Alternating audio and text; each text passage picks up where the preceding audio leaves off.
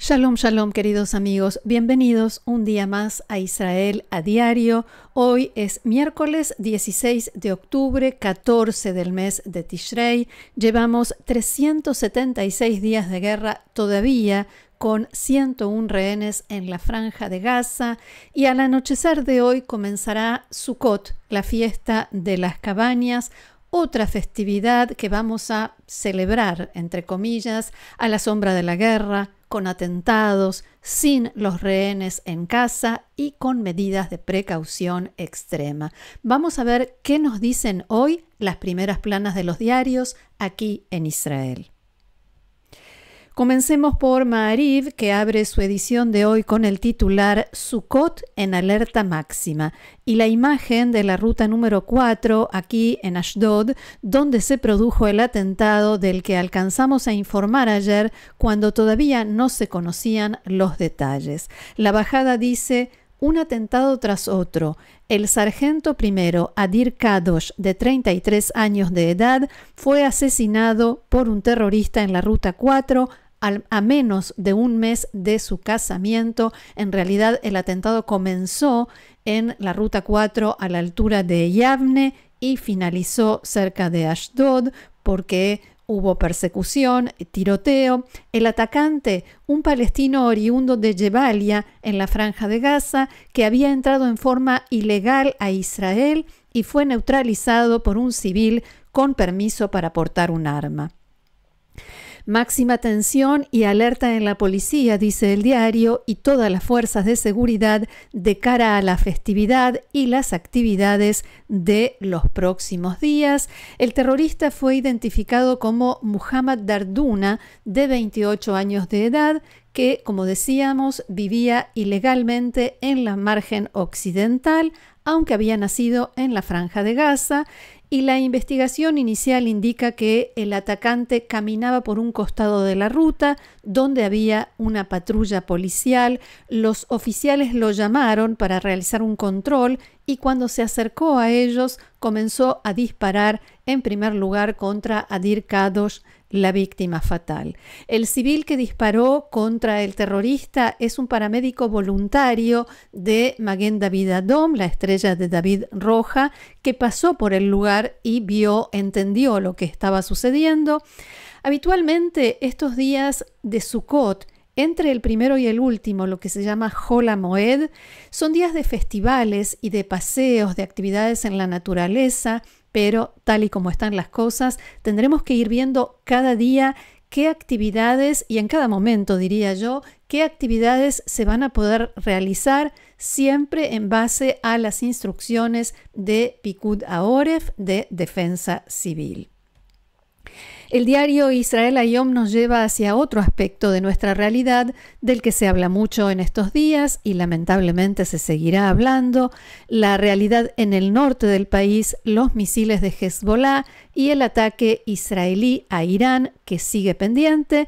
El titular es una cita de una fuente diplomática, abro comillas: la reacción israelí será extensa, debemos conducirnos en forma inteligente. La imagen es la de un piloto de la Fuerza Aérea Israelí subiendo a un avión de combate, y la bajada agrega que hubo más reuniones de consulta con autoridades de defensa y seguridad sobre cuál va a ser la envergadura, la extensión del ataque de Israel contra Irán. El gabinete todavía no tomó una decisión al respecto, pero en Israel aclaran: daremos pasos significativos. Entre el momento en que se detecte, continúa el texto, entre el momento en que se detecte la oportunidad operativa hasta el momento en que se le dé luz verde a la Fuerza Aérea, podrían pasar apenas unos minutos. Y supongo que, o se entiende que la oportunidad operativa significa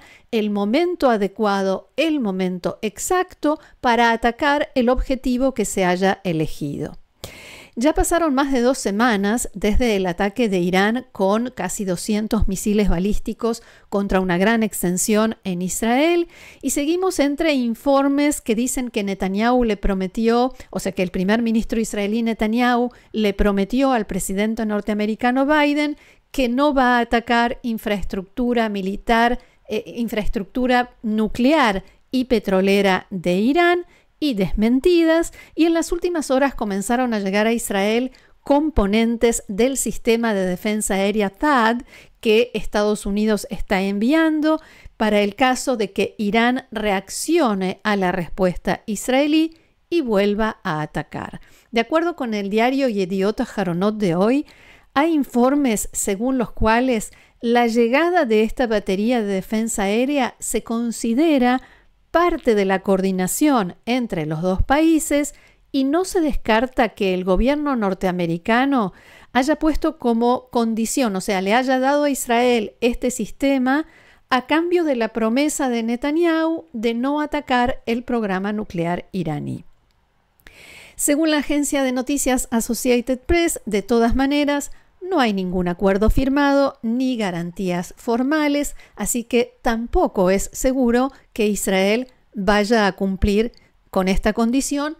Tampoco es seguro que exista esa condición. Y a todo esto se suma ahora también presión desde Rusia, porque el enviado especial del Kremlin para Medio Oriente y viceministro de Relaciones Exteriores ruso, Mikhail Bogdanov, dijo en las últimas horas que Moscú está llevando a cabo contactos a distintos niveles con Israel y le transmite su preocupación por el posible ataque a Irán. Mientras tanto, el ministro de Defensa de Israel, Yoav Gallant, llevó a cabo una reunión con lo que se conoce como Comité Superior Económico de Emergencias, en la que se evaluó el grado de preparación de Israel y de todos sus sistemas y en todos sus niveles, ya sea de salud, de energía, de comunicaciones, a todo nivel, para el caso de que Israel deba enfrentarse al disparo masivo de misiles. Y lo que estamos viendo ahora sucedió en la tarde de ayer. El ministro de Defensa, Yoav Gallant, allí lo vemos, junto con la ministra de Innovación, Ciencia y Tecnología de Israel, Gila Gamliel, y altos mandos de las fuerzas de seguridad, participaron en una prueba única en su tipo para identificar y demostrar nuevas capacidades para interceptar vehículos aéreos no tripulados. Esta noticia se dio a conocer después de lo que sucedió a principios de semana. Recordemos, 4 soldados de la brigada Golani resultaron muertos y más de 60 heridos, cuando un dron lanzado por Hezbollah cruzó buena parte del país, se desplazó durante media hora para terminar estallando en el comedor de la base de Golani. El Ministerio de Defensa anunció en las últimas horas que comenzó una competencia entre 8 compañías relacionadas con la industria israelí de defensa, y participan allí grandes compañías como Elbit o Rafael, la industria aeroespacial israelí, y también empresas emergentes poco conocidas por el público, y todas ellas presentaron, en estas imágenes que veíamos recién, sus propuestas de soluciones innovadoras contra la amenaza de los drones, mostraron sus prototipos en un campo de pruebas en el sur de Israel, desde donde se difundieron esas imágenes. Las empresas que cumplieron con los requisitos de la prueba avanzan a una segunda fase de desarrollo acelerado y pruebas operativas. Después de analizar los resultados de la prueba, el Ministerio de Defensa va a seleccionar varias tecnologías para entrar en un proceso acelerado de producción. Esto tiene como objetivo implementar nuevas capacidades operativas para defenderse de estos drones en cuestión de meses. Y nos vamos ahora hacia el Líbano, justamente hablando de esto, porque después de casi 6 días sin ataques del ejército israelí en Beirut, la Fuerza Aérea atacó un depósito subterráneo de armas estratégicas de Hezbollah, ubicado en la Dahia, este barrio del sur de Beirut, que es un bastión, todavía es un bastión de la organización Hezbollah. Poco antes de la ofensiva, el portavoz en árabe de Tzahal publicó una advertencia a los habitantes del edificio que iba a ser atacado para que se retirasen del lugar. Y después de una ola de versiones de los últimos días que decían que Estados Unidos había exigido a Israel que deje de atacar en Beirut, llegó este ataque. Según informó esta mañana Radio Galei Tzahal, la radio del ejército israelí, esto se basa en un pedido del gobierno libanés que quiere tratar de llegar a un acuerdo de cese de fuego, y en este proceso están involucrados varios países, principalmente Qatar y Arabia Saudita. El ejército también comunicó en las últimas horas que atrapó a 3 miembros de la fuerza de élite de Hezbollah, la fuerza Radwan, debajo de un edificio en el sur del Líbano, en el contexto de la operación terrestre que Tzahal, las fuerzas de defensa de Israel, están llevando a cabo en esa zona.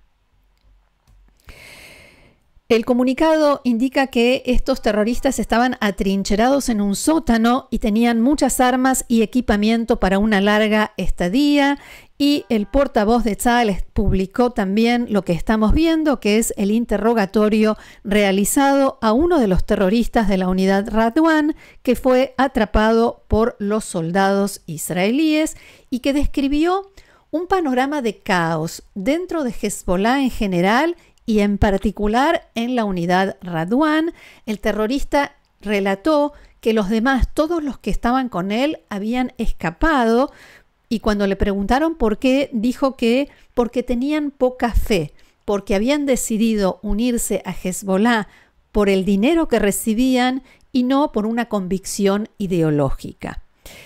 Y también dijo que tenían miedo, que huyeron del lugar porque tenían miedo, especialmente después de que Israel eliminara a Hassan Nasrallah, el último líder de Hezbollah. Cuando le preguntaron para qué estaban allí en el sur del Líbano, para qué estaba allí la fuerza Radwan, el terrorista contestó: para avanzar hacia la Galilea, o sea, para cumplir ese plan del que también venimos hablando, que reveló el ejército israelí, un plan con el que Nasrallah había amenazado muchas veces de invadir la Galilea, entrar en territorio israelí para cometer una masacre parecida o peor que la del 7 de octubre realizada por Hamás. En tanto, el vicejefe de Hezbollah, Naim Qassem, pronunció anoche un discurso en el que aseguró que la solución es un alto el fuego, un cese de fuego, pero aclaró que no está diciendo esto desde una posición de debilidad, y volvió una vez más a la fórmula que había impuesto en su momento Hassan Nasrallah, y dijo que la voluntad del grupo, o sea, la voluntad de Hezbollah de aceptar un cese de fuego, está condicionada al fin de los combates en la Franja de Gaza, y que Hezbollah apoya a los palestinos y los ayuda a distanciarse del peligro y a impedir la expansión de Israel. Fin de la cita. Qassem aseguró que después que se alcance un cese de fuego, podrán volver a sus hogares los 60.000 residentes del norte de Israel que fueron evacuados el año pasado después de que Hezbollah comenzara con el incesante disparo de cohetes y misiles y el lanzamiento de drones hacia toda esa zona y más allá, mucho más allá, dentro de Israel. A propósito de los ciudadanos israelíes desplazados de sus hogares y de las consecuencias de este constante disparo de misiles de Hezbollah, el presidente de Israel, Yitzhak Herzog, realizó en la tarde de ayer visitas a las ciudades de Haifa y Kiryat Bialik, el presidente se reunió con los alcaldes de esas ciudades y de otras de alrededor de esa zona y observó cómo operan los centros de emergencia y posteriormente visitó, en esta imagen que veíamos, a soldados heridos en el hospital Rambam en Haifa. Desde allí, desde esa ciudad, el presidente Herzog difundió este mensaje que vamos a ver ahora con subtítulos en español. Hezbollah has been threatening Haifa and its vicinity all throughout, and yet the people of Haifa are strong, resilient. The mayor and his team are outstanding, and I'm sure we shall overcome and we shall undermine their capabilities. The world should understand